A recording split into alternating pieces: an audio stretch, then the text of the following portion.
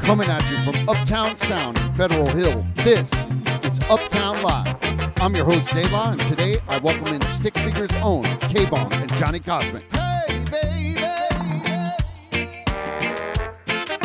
what you gonna do tonight?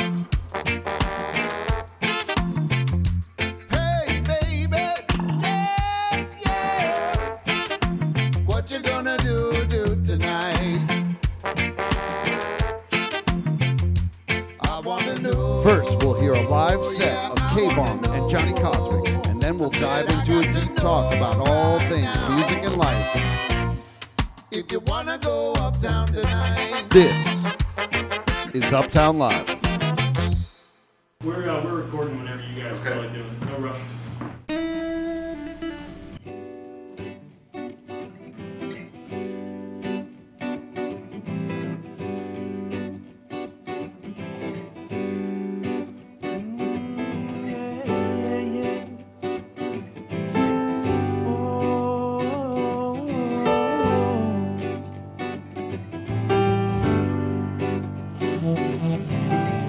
That's the sound of summertime.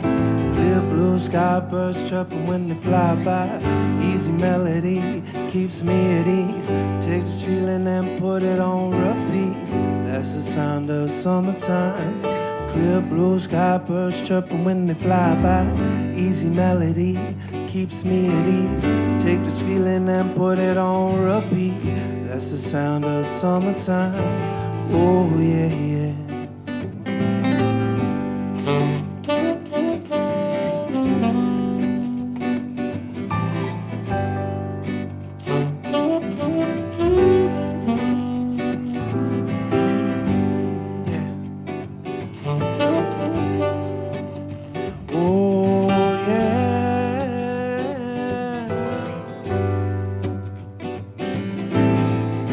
Walk out the door, I'm feeling good. Sun shining down and everybody's good. Breeze lift my feet, I didn't miss a beat. Say what's up to my people on the street. Bustin' freestyles, acting way wild. Neighbors got the po-po on speed dial. They call me mofo, I just smile. Yeah, I just smile. And everybody that I meet has a style so unique. Every physique is so damn sweet to me. And if you be hating, then just get to skating, cause I don't got time for poisonous mind. Wanna feel fine, ooh, in the summertime. No negative vibes gon' get me down. Wanna find that love and spread. And I hope this day never ends. From morning, noon, and evening. Yeah, the summertime is here to stay. We don't want the feeling to go away. That's the sound of summertime. Clear blue sky, birds chirping when they fly by. Easy melody keeps me at ease. Take this feeling and put it on repeat. That's the sound of summertime. Clear blue sky, birds chirping when they fly by. Easy melody keeps me at ease. Take this feeling and put it on repeat. That's the sound of summertime. Oh yeah, yeah, yeah.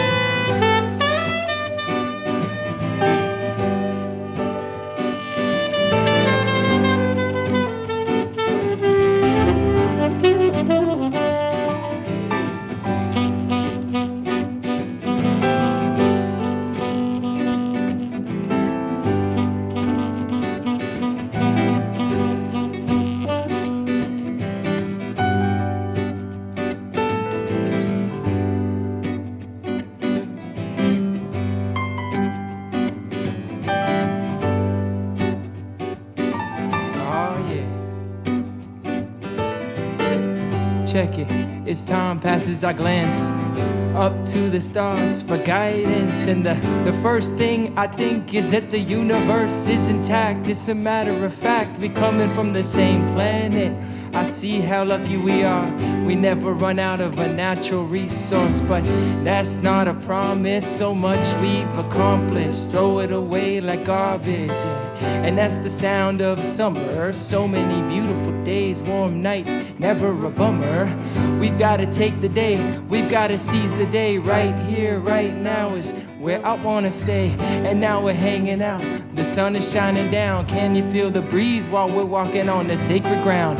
Celebrate under the sun, people having fun. People under the sun and people having fun. Yeah. And I hope this day never ends. From morning, noon, and evening. The summertime is here to stay. We don't want the feeling to go away. Sound of summertime, clear blue sky, birds chirping when they fly by. Easy melody keeps me at ease. Take this feeling and put it on repeat. That's the sound of summertime. Oh yeah, yeah. That's the sound, whoa, that's the sound. That's the sound of summertime. Yeah, summertime, summertime.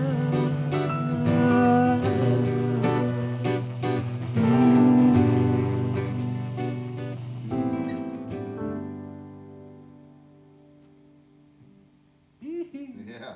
All right. All right. What's the name of that one? Infinite Summer. Oh, it's beautiful, man. Makes me ready for summertime right now. What else we got? We got a few more, right, boys? Yeah, that's a nice tune, man. Johnny Cosmic tune. And as we look out the window, I'm like, man, we're kind of bringing on summer with the music. Yeah. We are. Just starting now. I just saw some sun peek out for our sake. Should we try that? Is it good to hear music? Let's do it.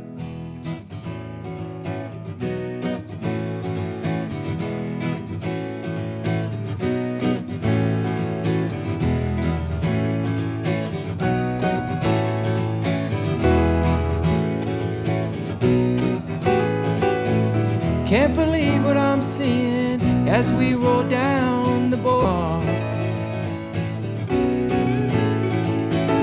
My bicycle tires are turning, and I'm learning to take it easier. Yeah, there's a melody in the air, I can hear it on the shore. Brings me closer to something that I've never felt before. Becoming a brighter day, now that we're outside. Let's follow the sound into the night.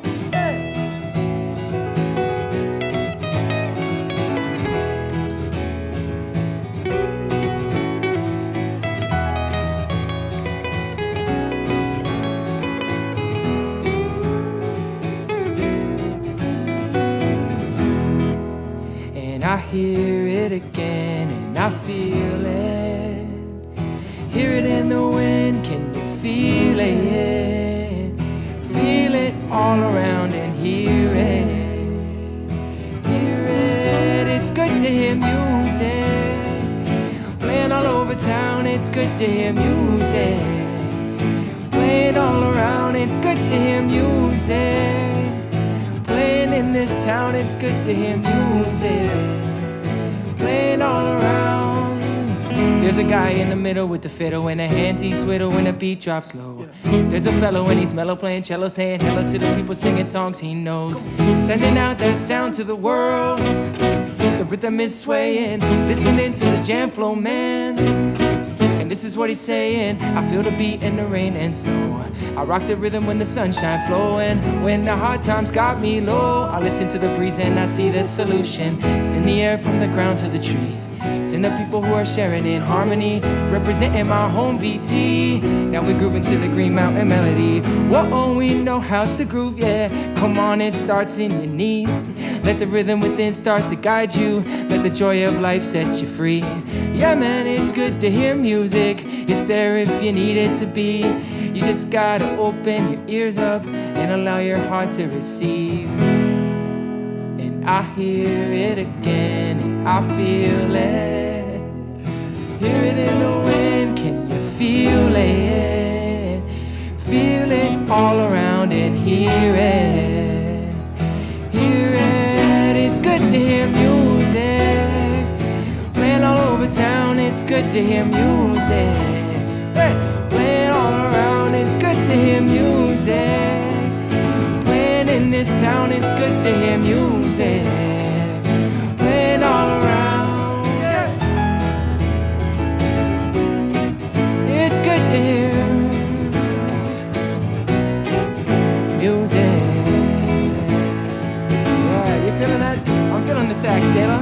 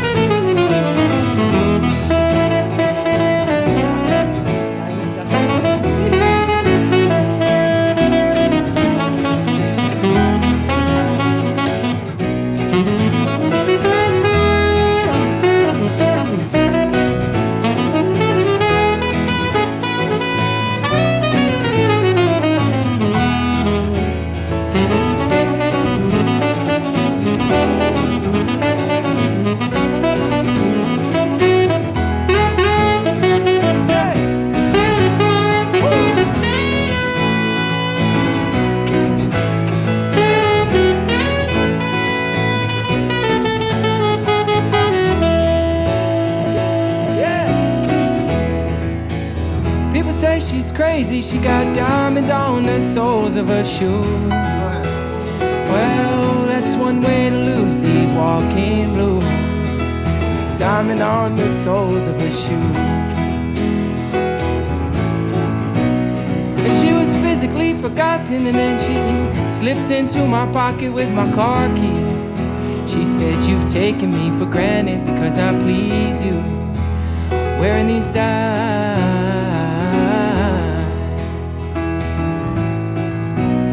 I can say, ooh,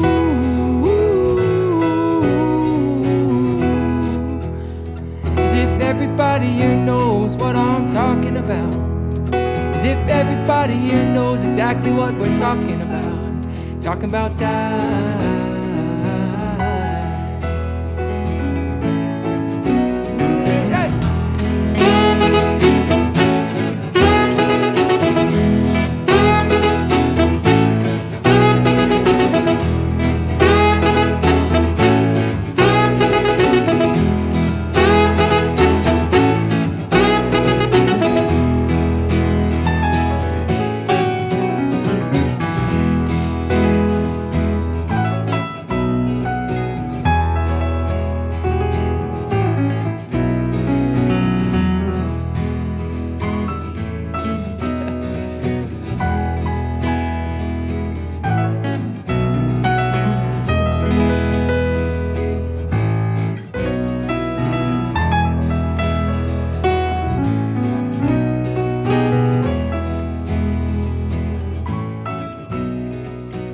She makes the sign of a teaspoon, he makes the sign of a wave. Poor boy changes clothes and puts on aftershave to compensate for his ordinary shoes. She said, honey, take me dancing, but they ended up out sleeping in a doorway by the bodegas and the lights on above Broadway, wearing these dimes.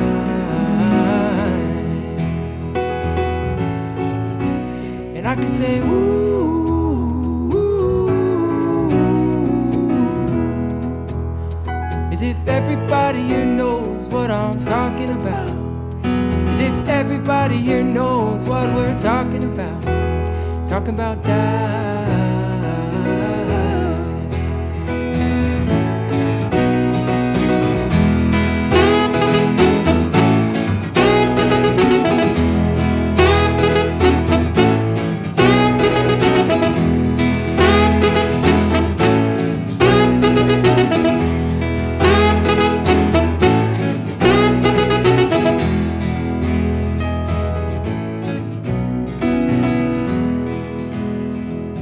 Ta-na-na-na-na, ta-na-na-na-na, ta-na-na-na-na, yeah. Ta-na-na-na-na, ta-na-na-na-na, ta-na-na-na-na, ta-na-na-na-na, ta-na-na-na-na, ta-na-na-na-na, ta-na-na-na-na, ta-na-na-na-na, ta-na-na-na-na, ta-na-na-na-na. Ta-na-na-na-na, na-na-na-na, ta-na-na-na-na, ta-na-na-na-na, ta-na-na-na-na, ta-na-na-na-na.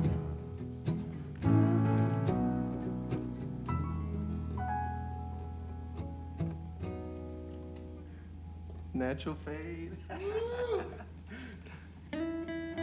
We're gonna unpack that one a little bit when we get into when we start talking. But I'm so stoked that you wanted to do that, man. Oh, that's great. That's great. We got time for one more. One more. All right. Yeah. Thanks again for having us, DELA. Yeah. Yeah. And Thanks for being special guest Paul in the house. here. Yeah. P-dubs. Thanks for having me. I'm a lover, not a fighter. Your love is hot like fire, and you're the one that I desire. And this love, it takes me higher, higher, higher, higher, higher.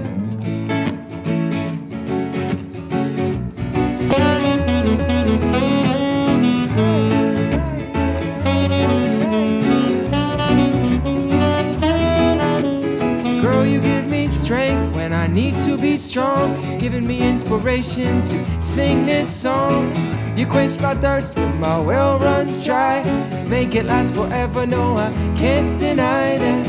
You're the woman I've been searching for, got everything I could need and give me so much more. I can feel it, this is meant to be, when you're laying in my arms where you're supposed to be. Lover, not a fighter.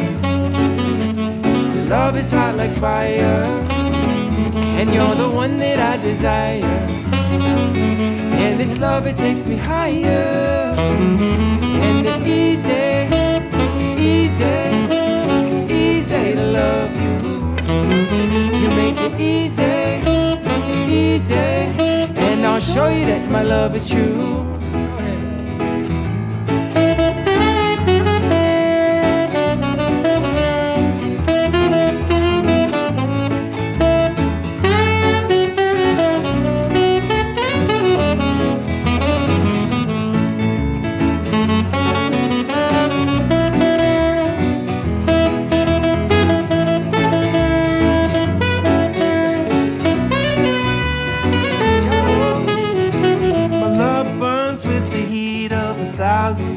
My love runs deeper than the ocean, deeper than the dark of night when I'm not with you. All these riches can't compare to what I got with you, 'cause together we can conquer anything in this world. Baby, I want you to know that you're the only girl who can make a lonely man like me stay true. You got me wrapped around your finger, ooh, ooh. I'm a lover, not a fighter. Lover, not a fighter. Love is hot like fire. Love is hot like fire, and you're the one that I desire. And this love, it takes me higher, and it's easy, easy, easy to love you. You make it easy, easy, and I'll show you that my love is true. Yeah, go ahead, Paul.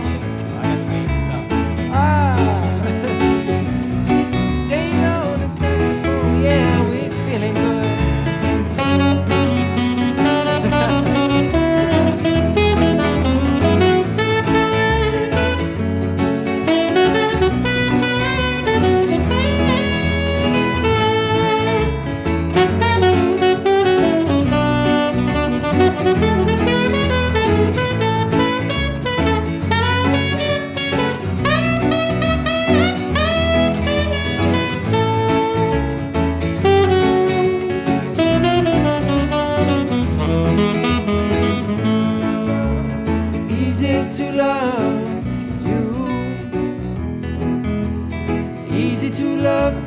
easy to love you. Easy to love, easy to love you. Yes, it is now. Easy to love, easy to love you. It's easy to love you. Easy to love. Yes. It's easy to love you. Easy to love. It's easy to love. Easy to love. It's easy to love you. Easy to love. Yeah. Oh, it's easy.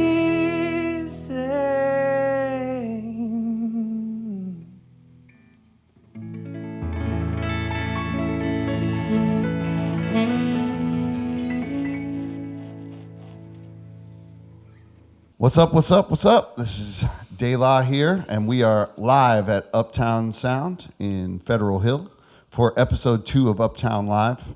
And my homies K Bong and Johnny Cosmic are here, along with my partner in crime, Paul Wollstonecroft. And yeah, welcome guys. This has been a great couple of days. It's been, I mean, I don't know, we got a lot to unpack that we did over the last couple of days. But really what I wanted to dive into right away first.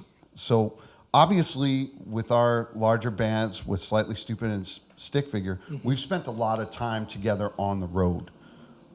And getting to know each other on stage. But what we really haven't done is like had a chance to like bro down a bit. Now I know a little bit about both of you guys, right? Like you're from Chicago, Johnny, right? Yep. Like Chicago proper? I grew up in the suburbs and lived in the city for a while too. Okay, Yeah. okay, cool. My wife happens to be from North Chicago, so Oh, like right on. Evanston, so Nice. yeah. So that's cool. When she heard that one tune of yours that we played today earlier, she's like, "Oh yeah, that's got that Chicago sound right there." I was like, "All right. Oh, yeah. That's what's up." And Kevin, you're originally from Oahu, right? Correct, yeah. Okay. And what made you leave the islands? What brought? Maybe like switching it up, I guess, if someone wants to leave their hometown, just look for something new. And it actually really worked out because, based in San Diego, kind of have access to the nation with what we do in touring. Yeah, true.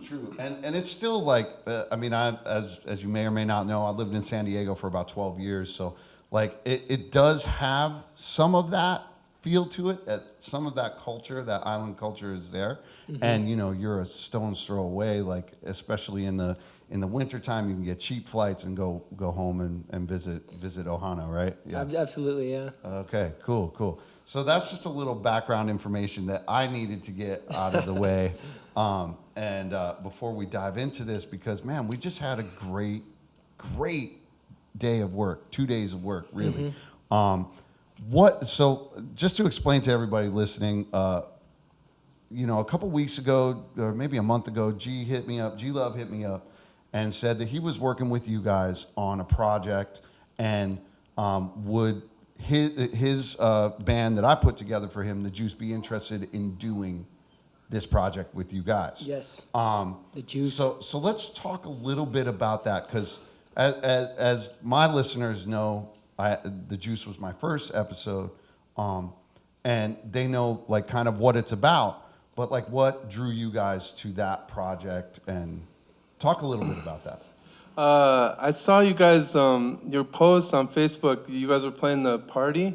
Oh yeah. And as soon as I saw the assemble of musicians, I was like, oh my God, this is incredible. And I saw the two drummers and it reminded me of like James Brown and Grateful Dead, and I was like, these guys are like bringing something really, really special, and then I got in my mind, I was like, this would be the great like all-star band to like call if we ever like needed something, And so this was like kind of an idea that I had. It was like kind of like a wish list thing, It was like, if we could ever do this, it'd be so awesome. And so then we had this song with G, and we were like preparing to start building the track, and just kind of getting the tempo and the drums and just start building all the pieces up and stuff. And like we were kind of listening to the demo, and it was just like, man, like it's not that we couldn't have built it, but it felt like it would have kind of fallen short a little bit. Like there was this energy, and even in the demo, you know, like him and G were on a Zoom call, you know, and they're just like jamming back and forth, Is that like where writing, that came from? writing this song, you know. And I was just like, there's like so much energy already packed in this thing, and I like felt like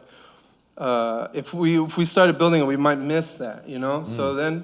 So then I was like, wait a minute, maybe we should like focus on a different song, you know. And then got to thinking, well, like, all right, well, what are we gonna do then? And I was like, this kind of needs like a live band. We didn't like need the feel. We need like a real feel, you know. And then it was like, I was like, I know, and I remember I was like, this might be like really crazy to say, but like, wouldn't it be awesome if we got the Juice? And I was like, wait, hold say the a word and it Juice. shall be, bro. You're like, yeah, G Love's band, the Juice. And I was like, who does that consist of? And he's like, oh, there's like 2 drummers. And he's breaking down the whole thing for me. And I'm like, I wasn't like no, but I wasn't like yes. I was just like, all right, how are we gonna make this work?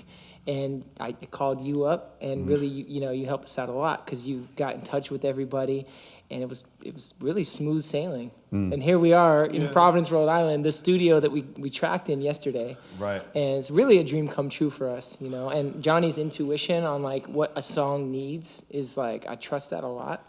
So when he went with, I just rolled with the idea, you know, and worked out. Dude. I definitely want to address one thing that you said in particular, and that was just about how tracks are made nowadays. Yeah. Like Paul and I do a lot of stuff with a lot of different people, in particular our kids record project, which is Uptown Rockers.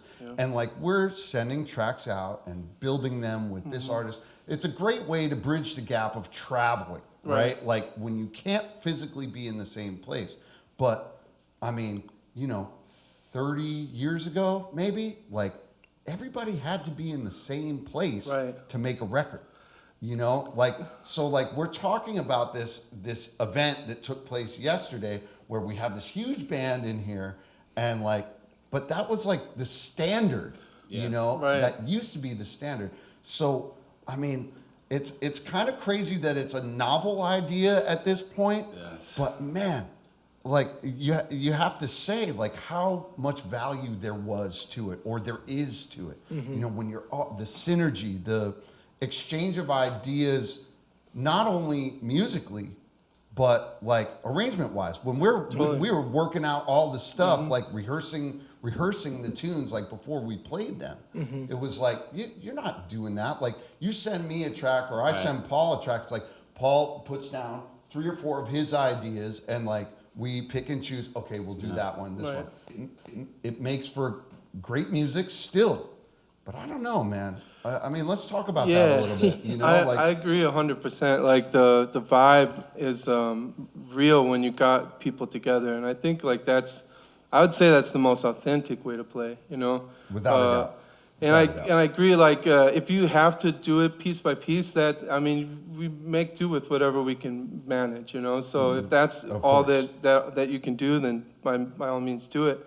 But it's not a substitute for like human interaction. You know, like and being able to like riff off of each other. You play a note, I play a note, right? Like we're all like in sync. You know, and.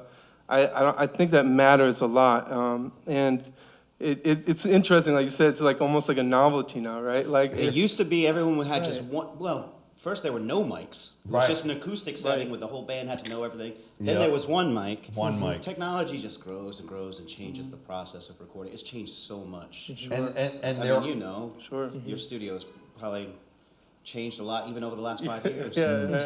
And there are pros and cons for both ways. I think I just am really fixated on the fact that, man, like feel how different that is, because for so long I think we've all been doing it the other way. Like, and you kind of get this bit of tunnel vision, you know, to it. It's like, well, no, we have to build it like this, and we have to one piece at a time. Well, no, you don't. You know, especially if you're dealing with guys that can, like cats that can play. You know, like. That's the key. Cats that can play. That's quite it. as much digital manipulation of moving and cutting and you know. the great Carl Denson always has said to me, anytime I'm in the studio with him, he looked at me and goes, "This is where the rubber meets the road." Yeah. You know, like it is true. I like that. You either are on it and driving down the road, or you are not, you know, in that situation. And I think that because of technology, we've gotten away from that aspect of it, the performance aspect of it. Like really stepping up to the plate and knowing like, okay, like I'm here and I've got to like really bring my best and I've got to be prepared and ready to nail it. Right, and with a group like the Juice, guys that I'm going to tout them because I've known these guys for, they're all my homies for 20, 25 years. Yeah. You know? All-star musicians. Is it the Super Juice or is it the Juice? Yesterday was the Super Juice when you have both units. Yeah. But yeah, I mean, you know, it's definitely a thing when you have those musicians that have been that come from the old school that are doing that know how to do that, you know, already. It's inherent in them, you know, like, and I mean, can you speak to that? Like you saw it yesterday. Yeah, you did it yesterday. You know, like what was it like? What was the difference? What almost speechless. Yeah, it was like a true honor to be able to join you guys in the studio. You know, and it's like to watch. It feels like watching like masters of their craft at work. You know, like just yeah, you can sense all the community and all the different sessions you guys have done, all the years that you guys got your vibe together. Like, and it.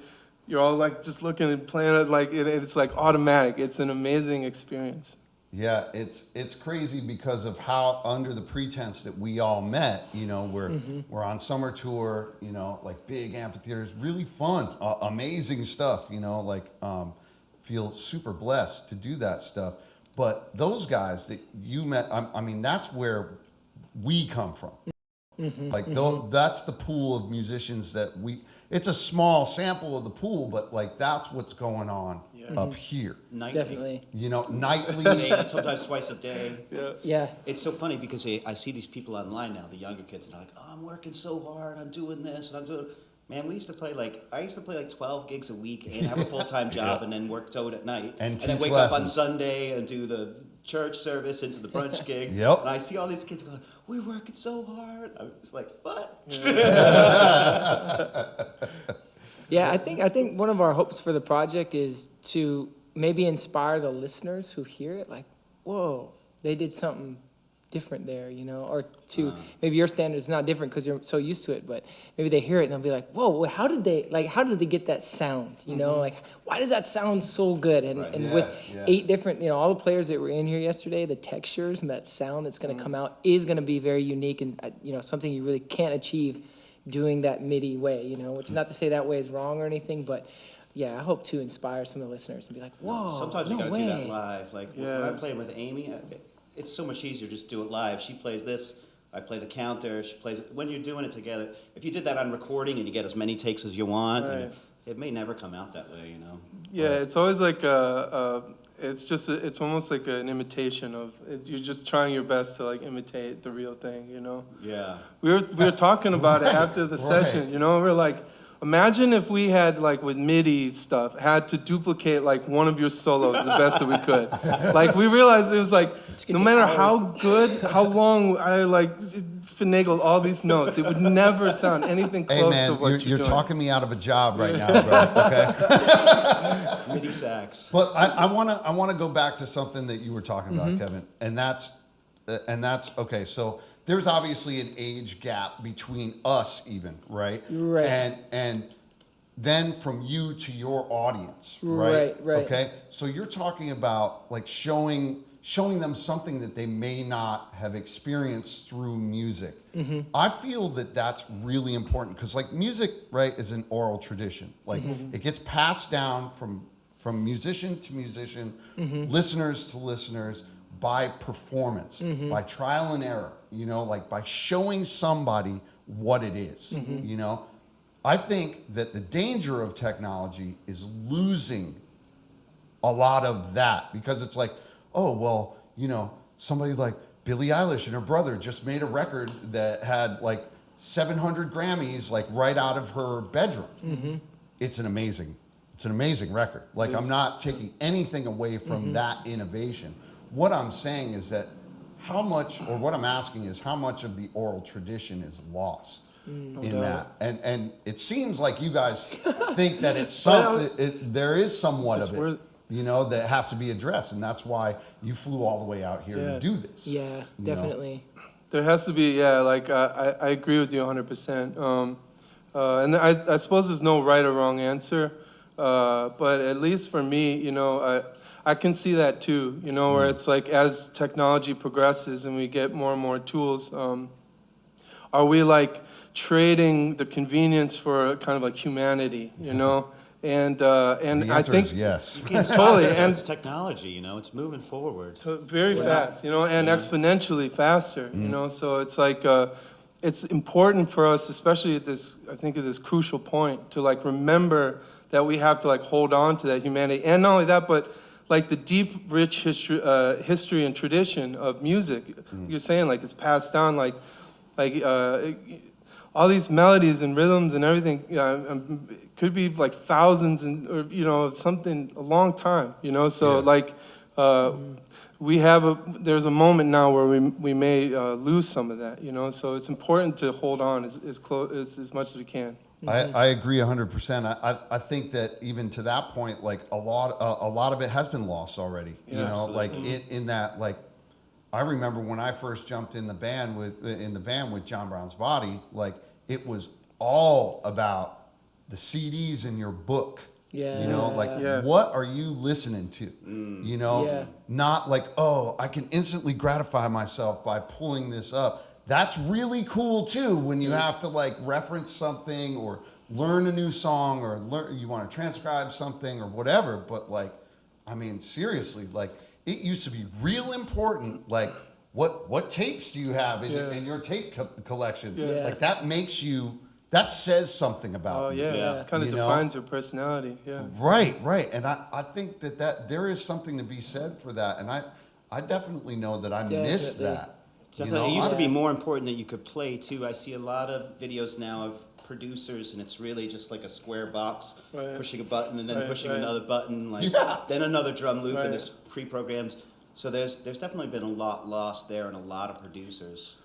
I saw something recently, and it was like a auto lyric generator. You type in a word, you press the button, and then it like suggests numbers of like different stanzas of lyrics and stuff, and I'm just like, dude, they do that with music too. There's an auto music generator. It's getting really kind of crazy, and at some point, like I was thinking about it, and I was like, at what point, like, is the credit that we're gonna get is like, yo, like I pushed the button to like tell the AI to make this, like that's like what you're gonna like claim as because credit. you're not creating that. Right. It's already been created. You're manipulating it, and furthermore, like, and I think that this is the part that kind of gets under my skin with the amount of hours that I know I've spent in a practice room.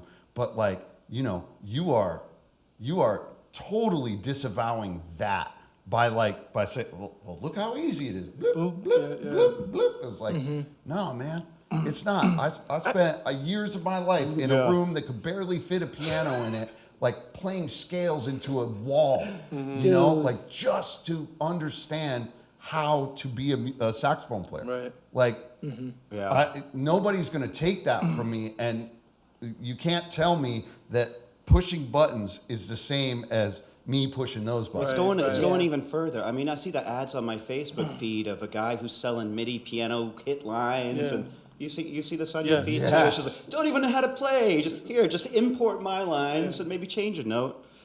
And that's a different way of doing things entirely. Just taking someone else's entire MIDI ideas and making them your stuff that you're going to sell for TV and stuff. Here's the question. Yeah, that's interesting. Here is the big question then.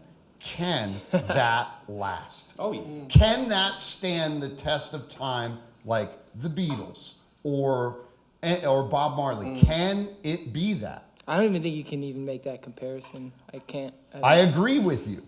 I feel like it's really obvious that there, like for the people that are attempting to push the buttons or utilize that technology, it's like really obvious when there's like no heart and soul in it, And You said if you can figure out how to utilize the It's about making money technology, at but that point, also though. use your heart and soul, I mean, maybe that's when like the Billie Eilish record came Right. through, because they were able to tap into the emotion and the feeling of it. And she's you know? she's such a profound singer. Yeah. Like her ability as a singer is like, whoa. And Phineas, her brother, is extremely talented too. Yeah. And I'd say there definitely is a zone within that where it could be just as much of an artistic statement in a way, and you can be just as much of an artist Yeah. by figuring out how to manipulate loops and all that stuff. So not to take necessarily away from that, but I feel like it's still important where our hearts are, you know, because we're still Right. holding on to that old tradition, you know. Yeah. I think that's the point. Like all are welcome, right? Yeah. But like at least know your history and know where you're coming from, Yeah. so that what you're saying has a little more gravity. Sure. You know? And it kind of, I was thinking about it too. I don't in a certain way, I don't necessarily mind it, because then that's just another way to set ourselves apart too. You know, it's like if everyone's pushing buttons, then like you're gonna be the badass who's like still actually playing or something, right? You know, Yeah. like, and it may add some like extra value in that context. You know. It's interesting, man. That's why we called you up, man. That's cool. That's cool. Well, I think that there's to that point, I think that there's a lot more that we can do.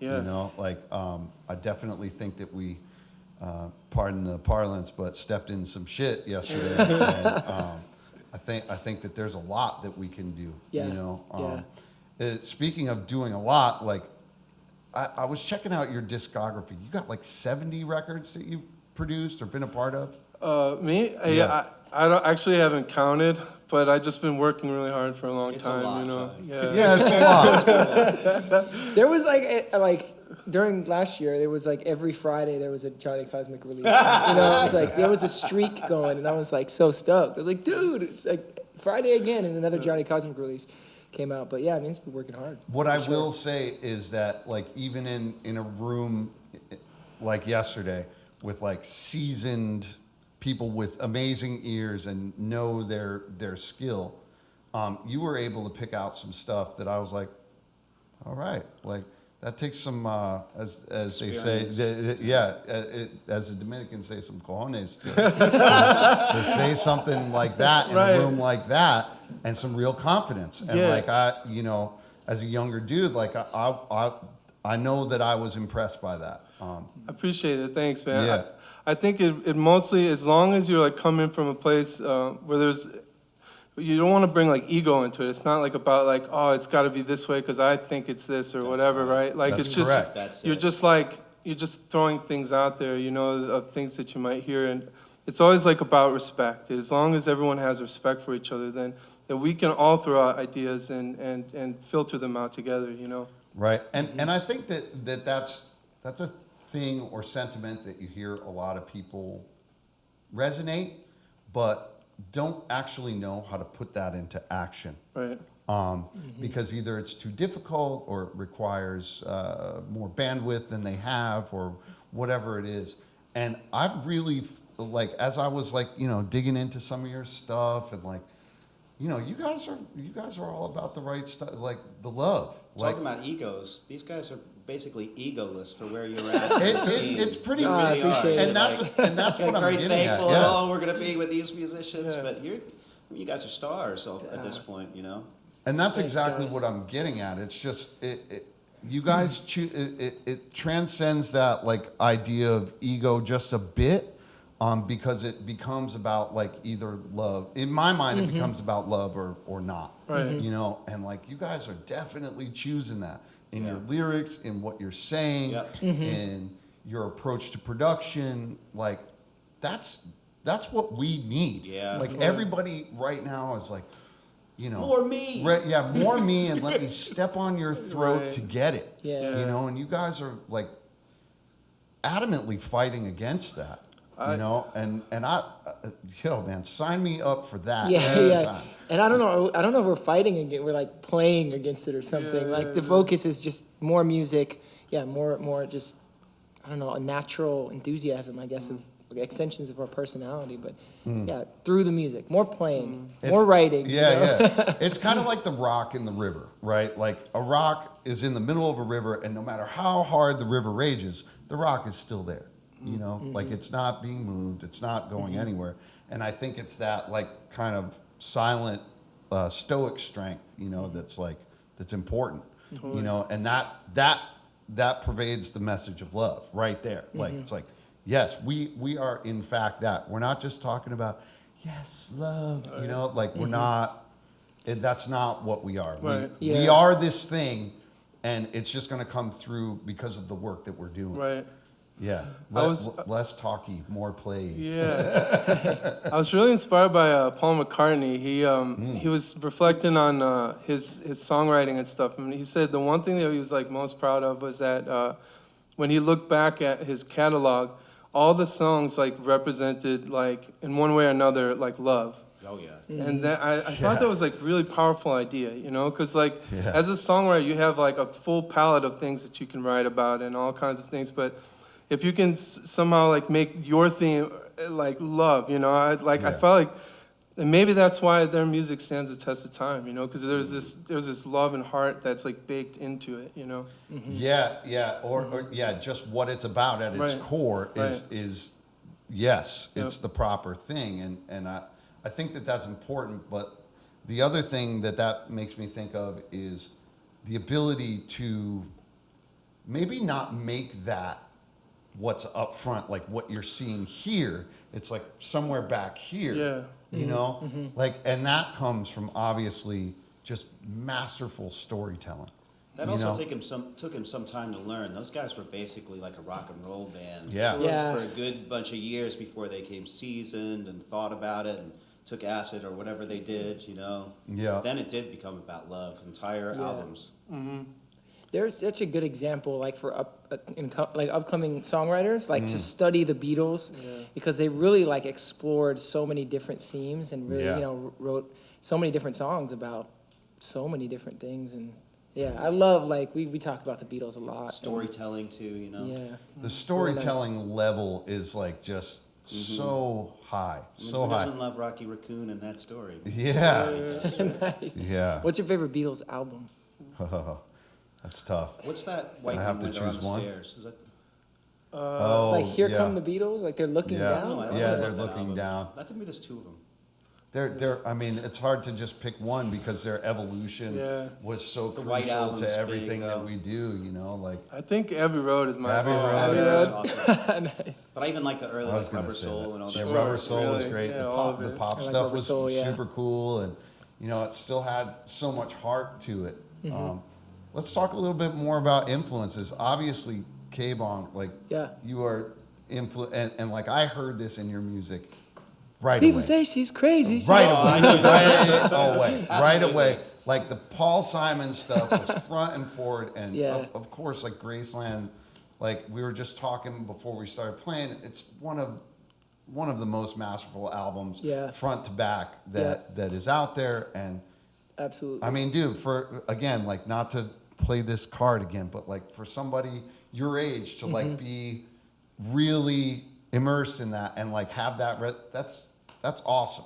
That's awesome. I was so stoked to play that song today. Yeah. Paul yeah. Simon, man. Talk about that influence in your life, please. Yeah, I mean, Paul Simon's definitely like one of the greatest American songwriters. Oh, yeah. I mean, songwriters. But it's really neat how like I really have resonated with his music when he's got such a different like cultural upbringing. You know, like Right. New Yorker. You Yeah, know, like I yeah. like grew up in Hawaii and California, but yet there's still something that really hit me with his music, and I just love the way he approached it. And then reading more about his story, like, you know, he grew up, his father was a musician, so he had that like drive and like persistence to be like, no, I gotta like be really good because my dad's like so strict and hard on me as a musician. And yeah, so like that I really liked, and just the way he was able to like kind of like what we did with this project. Like when Paul Simon heard a record and he really liked it, he'd be like, who was that band? Who was that band? And he'd have his team track down who that band was. And there's a song in particular, Mother and Child Reunion, which was on Paul Simon's first album. That's actually Jimmy Cliff's backing band from Jamaica. Oh, wow. And so like when I heard that story, I was like, man, that's so cool. You know, he didn't let like barriers or anything block him from expressing his art. You know, he heard something cool. He really dove into that. He looked into that and figured out how, you know, that could be part of his sound. And So many different angles and styles that he has on his music. It's really nice. And convicted enough to go after it. And I think that that's what all the great artists that we admire as musicians, that influence us as musicians, like that's what we aspire to. You know, it's like, well, everybody says that I should do this or that I should do that, and like, but no. I'm gonna do this because there's something in here and in here and in here, like that. And like these guys are doing something good as far as like you talk about Paul Simon. Yeah. I can hear your influence in him, and one of the nice influences that he has of you is he writes music that comes from the heart. Yeah. And when he plays it, anyone out there with a heart can feel it. Oh, and yeah. I think that's what you guys have caught on to that. Yeah. You've done a good job with like the feeling and letting people hear it inside their hearts and stuff. Good messages, good attitude. Absolutely. Thanks, guys. Thank you. Dude, I actually wanted to bring up something going back to the Beatles. Dude, we do this thing Please. on tours sometimes where we call it Beatles roulette.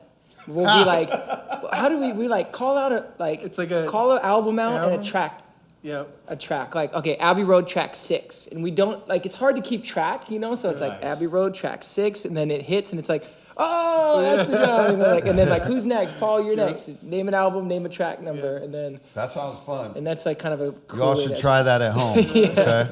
Go teach yourself some Beatles that way. Rubber Soul, track 8. What is it? One of my favorite moments of Closer on the Sun is running up on stage unannounced and playing on the Beatles song. Oh, you yeah. guys do. Yeah. What's Yeah. wrong with you? Hey Jude. Hey Jude. Yeah. Oh yeah. That was a lot of fun. So maybe, we should talk a little bit about the other thing that you guys do. Let's talk about Stick Figure a little bit. Nice. Now, you came into Stick Figure in 2012. Just about. Yeah, I mean, that was our first official, like, Stick Figure tour, Okay. where we opened up for the Green from Hawaii. And we were on the road. You answered an ad in the paper for that, right? It was a Craigslist ad, yeah. Craigslist ad. That was around 2009. Okay. Scott had moved to San Diego, was looking for a keyboard player. I answered the ad and kind of...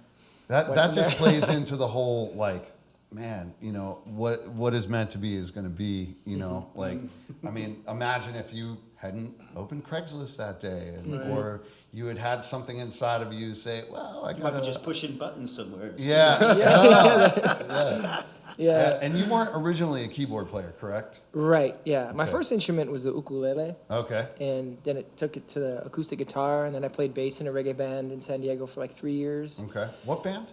High Roots. High Roots. We were all from Hawaii, so we were like, oh, High Roots, Hawaii That's Roots. cool. But there was like 7 of us, and that was a great like starting point. And some of those members are now doing things still in the music industry. So we said it was like kind of like the minor leagues. Yeah. And then during that time, I met Scott and wanted to continue expanding, just the musical, and so picked up keyboards. And then you guys picked up Johnny in 2016? Yep. Okay. Dude, our story, like of how, it's a pretty amazing story. Please, Yeah. I'd like to hear this, because this is like, I don't know again, this we know each other musically. Right. Yeah. I know more about Coco than I know about you two. Yeah. Okay. The personal stuff, the interworkings, and I definitely, want to know. Mike de Guzman, Pacifier, the keyboard player. Oh, yeah. Yep. Yeah, Good- Mike. good Him, dudes. yeah, he's awesome. Shout outs. We were in a band together in Chicago. Pacifier ended up picking him up in the band. A couple years went by, and they called me up one day. He was like, "Yo, our stage tech got hired for Warped Tour like yesterday or something, and we're going on tour in like a week, and our backup guy's not available. We don't have anybody." So he was like, "Would you be interested in being our stage tech?" And I was like, "Yeah, sure, why not?" Hopped in the van with them, and they were doing a co-headlining tour with Stick. Oh, okay. And so like I met those guys, and Bong and I started jamming together, and we decided after the tour to do some songs together. The song "Hold On" was one of the tunes, and Scott heard that song and was like, "Yo, it's like, can you throw down like some percussion and stuff for some of my songs?" And I was like, "Yeah, sure." And then it was actually so like right after they were touring with you guys, and OG was coming up and playing some percussion on some of their songs, Okay. and so they got the idea. They're like, "Man, it might be kind of cool to add a percussion player." And it was like, it just so happened to coincide with I was doing like some percussion tracks for him for recording. And so then they were like, well, why don't we just ask Johnny? And so it was kind of like random. It was really random in a way. Yeah. But, and so then he called me up. He's like, yeah. He's like, all right, do some percussion. I'm like, I can like play guitar too. He's like, well, yeah, okay. I was like, I mean, I can sing like harmonies and stuff too if you want. He's like, all right. And he's like, well, hold on. He's like, I don't really like playing the keyboard leads. He's like, could you do that too? I'm Right, like, because sure. he was playing. He had the Yeah. keyboard set up in the front, right? Uh-huh. And so he was like, I was like, I'd rather just like play guitar. He's like, could you do that too? I was like, yeah, sure. So I kind of became the utility guy, you know? Nice, nice. So to be the utility guy, how did you start?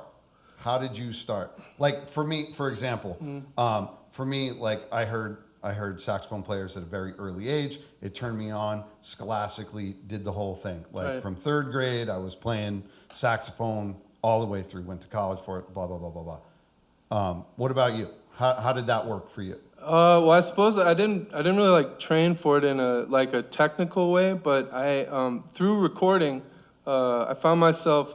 A lot of times bands would come in, but they may be like missing a piece, right? Say like a singer-songwriter came in, but they didn't have like a rhythm section or something. They would come in where?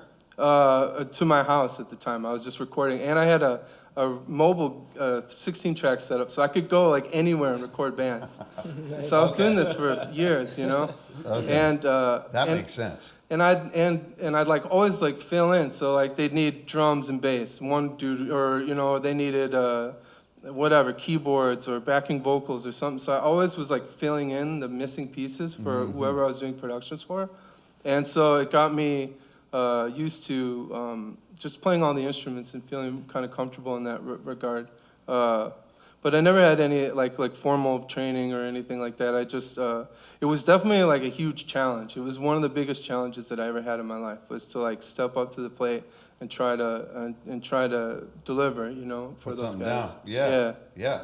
And it goes in line exactly with what we were talking about before. It's like, if you can do that in the studio, like that's what's up. You know, that is a true test of like, where am I at with this? Like, can I do this? And when the chips are down and somebody needs, well, we don't have a bass player. Like, can you do this? Sure, Yep. I can do this. Yeah. And as that goes on more, it gives you that confidence to repeat those things. You know, Totally. like that's heavy.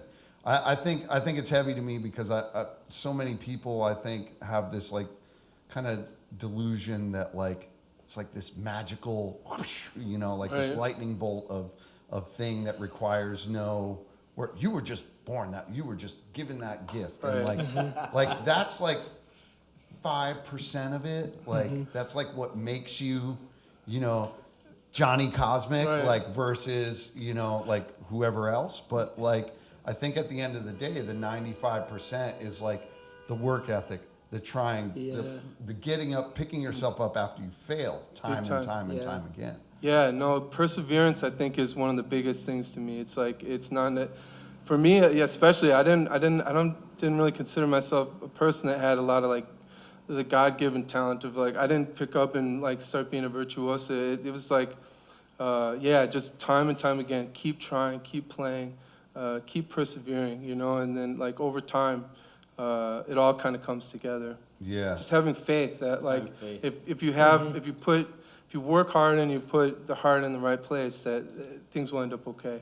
And you can't listen to the naysayers either. Right. There's going to be, especially in today's world of Facebook, there's going to be, you suck. Right, a lot of naysayers. You gotta push through that. You definitely got to have your own sense of, I can do this, and I'm going to move forward, and I'm going to fall, but I'll get back up, like you said. Well, music for me was always like number one anyway. So like I guess it was easy in that way because I just felt such a connection and such a love for it that like despite any naysaying, like I already knew the truth to me, like in my heart, like so vividly that like whatever anyone could say like didn't really matter much at all. That's the way it should be, and that's not the way it is for a lot of people. A lot of people see that and they're like, self-doubt can creep in with musicians, especially getting in their heads. Artists, on stage and often in the studio. All the time. Some people are awesome until they get in the studio. They're like, Right. The red light will trip you out. It trips you out. It's a thing. It really is. We were talking about that this morning, actually. The deer in headlights, man, and it's like it doesn't get better sometimes. You know,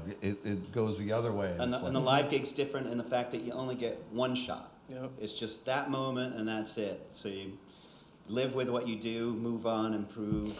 And I try to think about that, like that live moment, because the crowd can see those moments, and maybe there's some mistakes. Maybe you dropped a drumstick. Maybe something happened, but they like that. They love it Or all. I feel like that was special and unique to that moment. So even when we're in the studio, I try to think about that. Like, let's, it doesn't have to be so perfect. You know what I mean? Think Like, about some of the greatest records that you love, especially reggae music, especially like in the beginning. I mean, it's so lo-fi, and it's like, the piano could have been sitting there in the hot sun in the studio, like totally out of tune, sounding completely awful. But man, it makes some of the most soulful, best music when it's in whoever's hands are, it depends on whose hands they are, one of my first thoughts is the Booker T and the MG's Green Onion song, where like Johnny had mentioned this to me a while back, where like, but when that guitar comes in, like, like the solo, it's like way up here, and then you hear the guy like pull it back. You can hear him move the fader, and then he turns the reverb up too. Right. It starts clean, it brings it down, and then he cranks the fucking reverb tank. It's like jazz records are like that. The solo And just first comes stays in, you there. can hear it for the first 3 seconds and slowly. Yeah, somebody moves right. Yeah. Rudy's there. There's something special about that. All that stuff, like all that stuff that inspired, I know me and I know you guys too. It's like none of it was perfect. Like the idea of it being symmetrical wasn't what it was. It's that it sounded human. Yeah. It's like, wow, that's like a real and like I remember the first time I heard like a live recording versus studio recording, and I was like, whoa, like that's like really happening right now. It's like that was a moment that got captured in time in front of however many hundreds of thousands of people or whatever it is. But you know what I mean? Like, and there is something to be said for that. Like that the stark difference between those two things. It's like versus having something perfect, square. Like zeros and ones. Like. I don't know. I want the soul. Give me the soul every time. I don't think it doesn't really reflect nature, because nothing in nature is really perfect. I think even like they were saying at the start of the Big Bang, if everything had been symmetrical or perfect, like our universe wouldn't have even been created, So it's like the kind of the foundation of the universe in a way is sort of this Like an organic. Right. This organic mixture as opposed to some like perfectly laid out thing, and so But on the flip side, though, there's something to be said about the technology that's going on right now, when even like someone like me can learn a program in a day and make it entire. I mean, the technology is good, also fused. Right.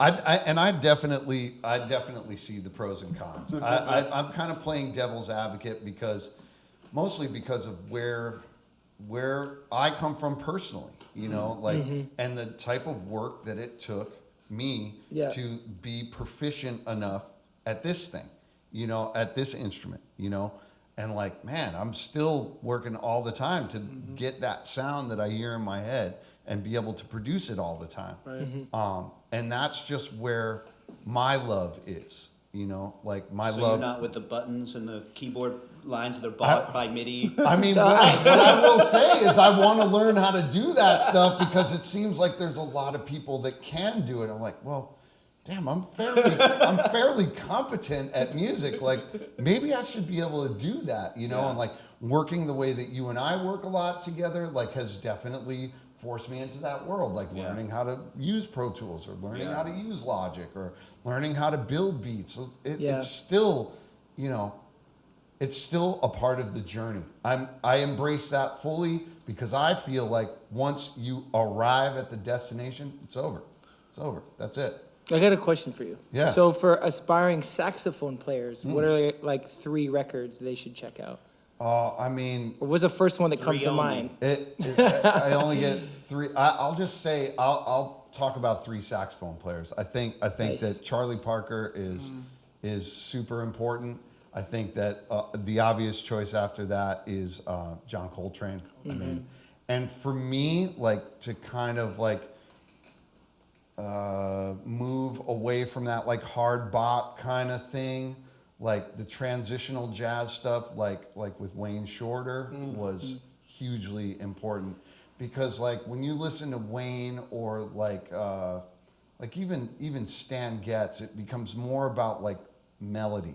You know, like the manipulation of a through composed melody versus like the freight train of like playing hard bop, like which was Bird and Coltrane, this virtuosic like insanity that it takes forever to wrap your head around. Totally. You know, so find something that sounds great first. And that's kind of like how I approach all the stuff that I write. It's like through like an ear like Tommy McCook's. Like it's mine, but like, you know, like that's how I started, like, because I just love, like, he has that bebop stuff like that he plays.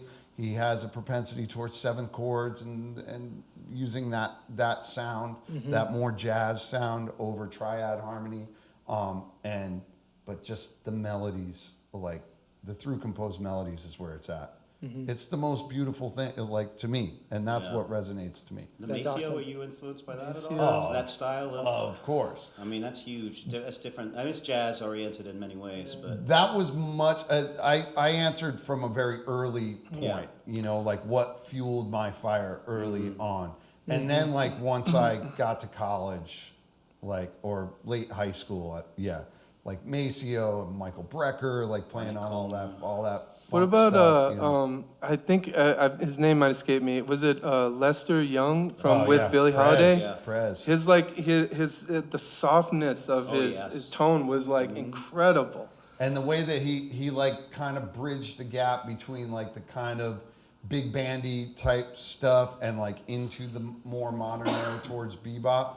But like, had all those like long swoops, like the, you know, like it he's sounded like, so beautiful. Nice. yeah, it was, he would talk through his horn. Right. He would literally talk. And yeah, I definitely listened to a lot of that. Because early on, like trying to learn all those standards, you know, like Lester Young played a lot of the jazz standard repertoire.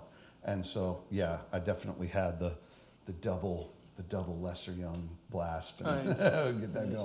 If I'm there just was- trying to inspire the kids that want to like do MIDI sax. Like, yo, look up these cats. 'Cause you heard it from this guy. mini sax is where it's at. Yeah, those Uis are pretty cool though.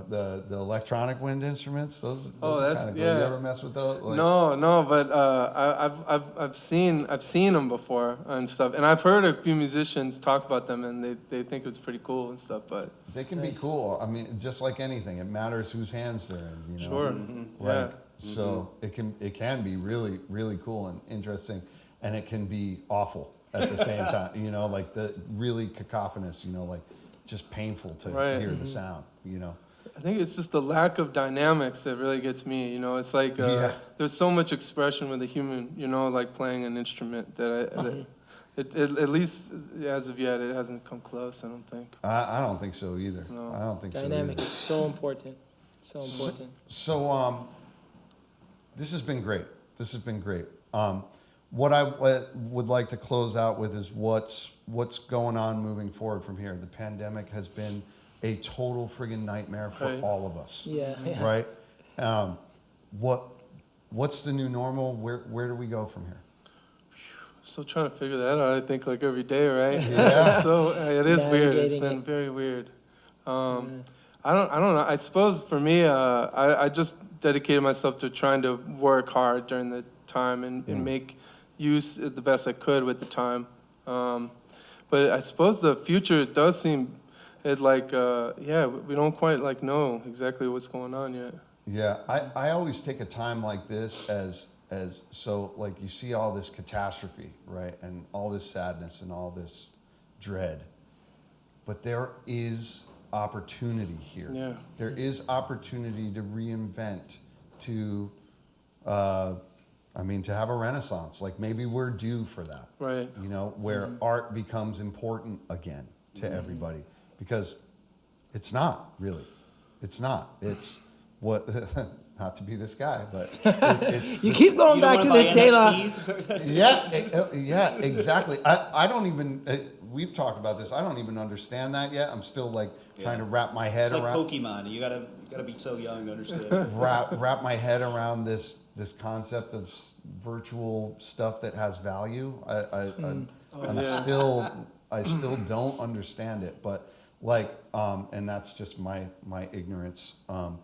But I definitely see an opportunity, which is kind of why I did this. Like I did this as an opportunity to have other people, people that I know musically, through the scene that we're in specifically, reach their fans, reach And their. it's also how Yeah, the it's music nice. started. Without the pandemic, we wouldn't have been in close Right. proximity and everyone living in the same area coming together, and you know, That was that it. whole band You're came absolutely through because right. of the pandemic. Yeah, that whole band was because of the pandemic. That's the reason we're here too.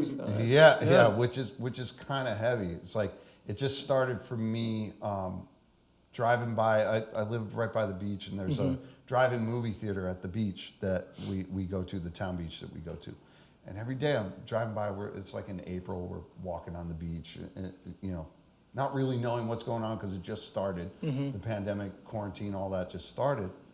And driving by this drive-in, I'm like, you know, I heard like couple people in Europe like doing a drive-in show. Let me see what's up with that. yeah, So I started reaching out to all these people in my neighborhood and you know, in my town. Came to find out that one guy controlled the business association that ran all the businesses on the beach, and he was totally open to letting us have a night at the drive-in. no way. And I was like, cool. Through Closer to the Sun, Paul and I had done G Love and Friends a couple of times, a couple of years in a row. Yeah, And I knew that G lived close. I knew that he lived in Mass, you know. And I was like, I'm gonna hit G up. I was like, if I can get this going, do you want to play? He's like, like, hell absolutely. yeah, let's play some music, you know. Like, I don't think G would ever pass up on a gig, or I don't know. That guy plays so much. Oh, Man. yeah. And that was it. Unfortunately, the drive-in wasn't until August. Otherwise, we would have been playing the whole summer. But I mean, we played every week. We played every week with the 2 units. It was there's a 4-piece unit, 5-piece unit, and a 6-piece unit, right? And then we joined forces to be the Super Juice. You know. Incredible group. Can you say all the people in there too, so everyone knows? Yeah, so on keys, we got Wollstonecroft and Amy Bellamy. On bass, we have Aaron Bellamy. On drums, we have Tommy Benedetti and Tom Airy. Horns are myself and Brian Thomas. And on guitar is Van Gordon Martin. Yep. Man. Cool. Yeah. So, I mean, I saw the opportunity in that. But, I mean, that I feel like is kind of like a small scope opportunity, although it's given great fruit. Like that seed has bared great fruit, but I don't know. I feel like I wish that like maybe industry titans and like people that like promoters and all that were really trying to innovate on that level too. And I wonder why they're not. Maybe I don't know. Well, maybe you know it what? doesn't benefit them as much. One thing I saw during that came up from the pandemic that I felt was kind of original and really cool was the versus battles. Oh yeah, those are cool. Yeah, Timberland and Swiss D'Angelo, Beats. Yeah, like yeah. they really put something amazing together. Yeah, that is a great virtual platform. Yeah. And like like you said, it just all the I saw the Method Man and Redman one. I saw the D'Angelo one. D'Angelo's like he's amazing. He's amazing. So Amazing. that whole thing was awesome for me too.